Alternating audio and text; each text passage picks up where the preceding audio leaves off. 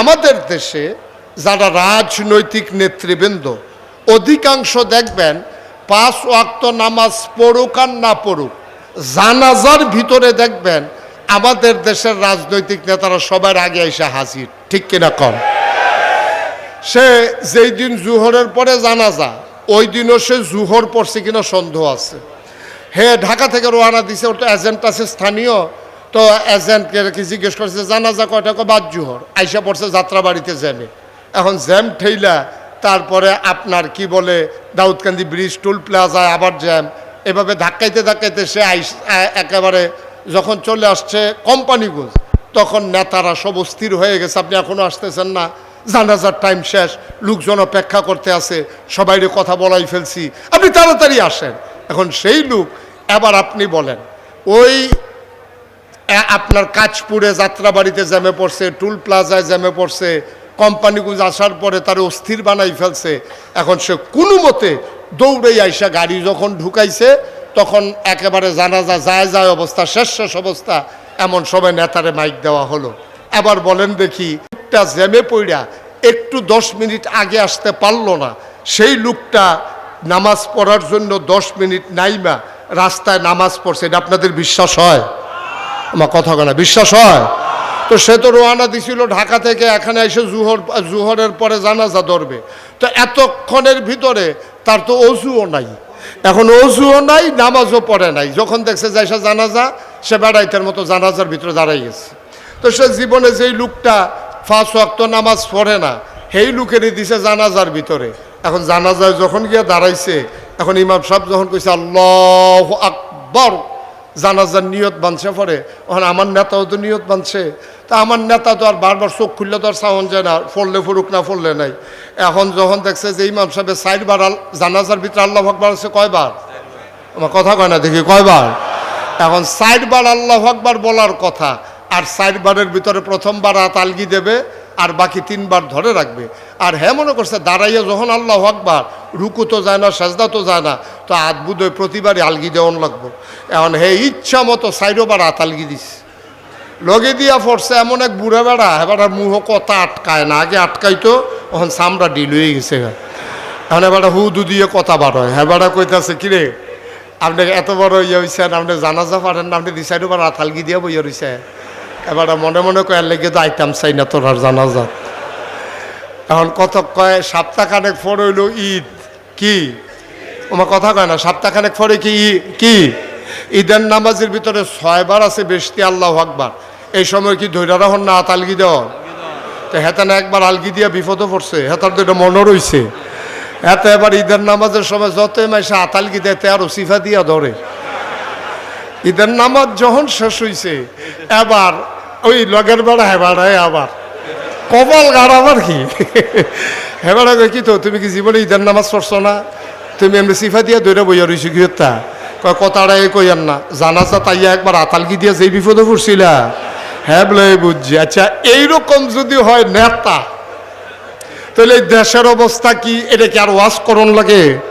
তো হইছেও তো তাই, হইছেও তো তাই, যেমন নেতা যেমন দেশও তেমন।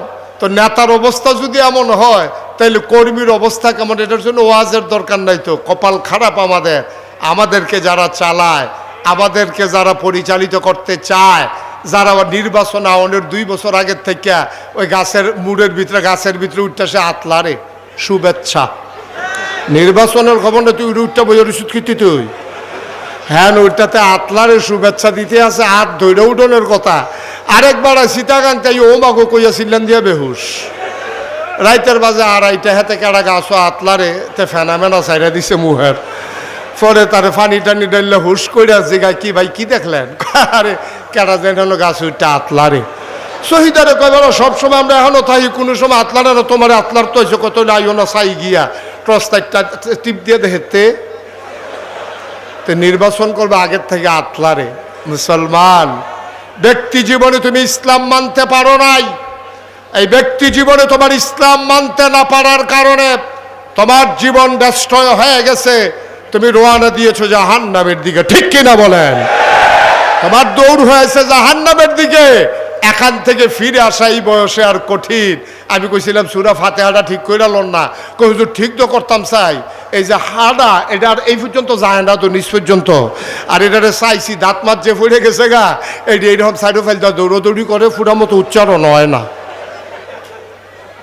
গোটা বিশ্ববাসী, শুধু বাংলাদেশ নয়, গোটা বিশ্বে প্রায় 800 কোটি মানুষ, এখন 250 কোটি মুসলমান, সব জায়গায় মানুষগুলো ধ্বংসের দ্বার প্রান্তে পৌঁছে গেছে। যদিও এই জমানাকে আয়ামে জাহিলিয়া বলা হয় না, কিন্তু আয়ামে জাহিলিয়াকেও হার মানিয়ে দিয়েছে আজকের এই পৃথিবী। আজকের এই যে আমাদের যে অবস্থা, একেবারে আয়ামে জাহিলিয়াতকেও হার মানিয়ে দিয়েছে। আজকে তৎকালীন জমানায় মানুষগুলো মানুষের উপর অত্যাচার করত, নির্যাতন করত, মানুষের উপরে নিপীড়ন করত। কিন্তু বর্তমান জমানায় আপনি খেয়াল করে দেখবেন, মানুষের সাথে রাজনৈতিক মতপার্থক্য থাকার কারণে, মানুষে ঐক্যমত্য পোষণ করতে না পারার কারণে, ক্ষমতার মসনদ পাকাপুক্ত করতে গিয়া আমার দেশে এই মানুষ নামক এই মানুষগুলো আবার অপর দলের মানুষগুলোকে পিটিয়ে রাস্তার উপরে হত্যা করে লাশ বানিয়ে ফেলে রেখেছে। মানুষের উপরে নৃত্য করেছে মানুষ। গোটা পৃথিবীর মানুষ অবাক বিস্ময়ে তাকিয়ে দেখেছে, মানুষ এত হিংস্র হতে পারে, মানুষ এত কুৎসিত হতে পারে, মানুষ এত নির্মম হতে পারে, মানুষ এত পাষণ্ড হতে পারে, এটা মানুষের জানা ছিল না। কিন্তু এই পৃথিবীর ইতিহাস এই বদলে দিয়ে বাংলাদেশে এই ঘটনা ঘটিয়েছে, যা পৃথিবীর ইতিহাসকে কলঙ্কিত করেছে। পরিণামে কি হলো? পরিণামে তাই হলো যা হবার। গোটা পৃথিবীর মানুষগুলো, বাংলাদেশের একটা প্রেক্ষাপটে যখন মানুষগুলো ফুঁসে উঠল, খেপে উঠল, মানুষগুলো যখন আর নির্যাতন সইতে পারছিল না, তখন সবাই মিলে চেয়েছিল, যখন দফা এক দাবি এক, পদত্যাগ পদত্যাগ, আল্লাহ তা মেনে নিলেন না। আল্লাহর ফায়সালা ভিন্ন হয়ে গেল। আল্লাহ রায় দিয়ে দিলেন দফা এক দাবি এক, দেশ ত্যাগ দেশ ত্যাগ। ঠিক কিনা বলো? গোটা পৃথিবীর মানুষ চাইল পদত্যাগ, গোটা বাংলাদেশের মানুষ, আপামর জনতা, রাজনৈতিক নেতৃবৃন্দ সবাই চাইল পদত্যাগ, আর আল্লাহ ঘটাই দিলেন দেশ ত্যাগ। এটাই হচ্ছে আল্লাহর ফায়সালা। ঠিক কিনা বলেন? এই ফায়সালা কার? কথা কোন, এই ফায়সালা কার? আল্লাহ যা বলেন তা করেন নাকি করেন না? কম কম না বেশি বেশি? কোরআনুল কারীমে 30 পারায় সূরা বুরুজের শেষ অংশে আল্লাহ কত সুন্দর করে ওয়াজ করে দিলেন। আল্লাহ বলেন, ফাআলুল লিমা ইউরিদ। আমার আল্লাহ এমন আল্লাহ, তার যা মন চায় ওই কাজটাকে আমার আল্লাহ বেশি বেশি করে দেন। বলেন সুবহানাল্লাহ। আল্লাহ দুনিয়ার মানুষের মতো না। দুনিয়ার মানুষ বলে একটা, করে আর একটা। ঠিক কিনা? অসুখে পড়লে একরকম, ভালো হয়ে গেলে আরেক রকম, বিপদে পড়লে একরকম, বিপদ দূর হয়ে গেলে আরেক রকম, ক্ষমতায় থাকার সময় একরকম, ক্ষমতা চলে গেলে আরেক রকম। ঠিক কিনা? সারাটা বছর টেলিভিশনটা খুললেই, পত্রিকার পৃষ্ঠা উল্টালেই সারাটা বছর একটাই খবর, খেলা হবে খেলা হবে। ঠিক কিনা? তারা শৈলান্তা যে কথা কন লাগে না, এটা কথা কইলেই হয়। তুমি যে কইতেছো খেলা হবে খেলা, হ্যাঁ তার হইলে ওপেন হার্ট সার্জারি হইয়া রয়েছে, তাহলে খেলা করার লাগে দুইজনে দৌড়া। হেতে যদি কয় খেলা হবে, তো ফলাফাইনে কয় তো নামেন। এখন ফলাফাইন নামছে, হেতে ভাগিয়া গেছে। এখন খেলা হইতেছে এক সাইডে, গোল দিতে দিতে দিতে দড়ি গিটাইতে গিটাইতে দড়ি শেষ, গোল দোয়ার শেষ হয় না, কারণ প্লেয়ার নাই তো, বাধা দেউন না নাই, একসেটিয়া গোল। নাউজুবিল্লাহ বলবেন না? জোরে বলবেন না নাউজুবিল্লাহ?